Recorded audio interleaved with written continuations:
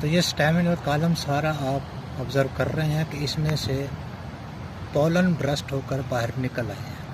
अगर ये सुबह ना हो तो इन्हें थोड़ा धूप की तरफ कर दिया जाता है और ये पोलन ब्रस्ट होकर बाहर आ जाते हैं। और इसी की स्टिग्मा के ऊपर अगर आप देखें यहाँ पे, तो आपको नज़र आएगा कि ये यूनिसेलुलर आउटग्रोथ है जिस पर ये पोलन चिपके हुए नज़र आ रहे हैं।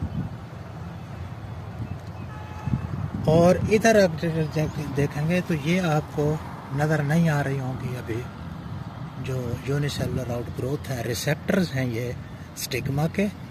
और जब हम अब इसको पॉलिनेट करेंगे तो ये ध्यान करेंगे कि ऊपर से नीचे की तरफ करना है और हर कार्पल को अलहदा से पॉलिनेट करना है।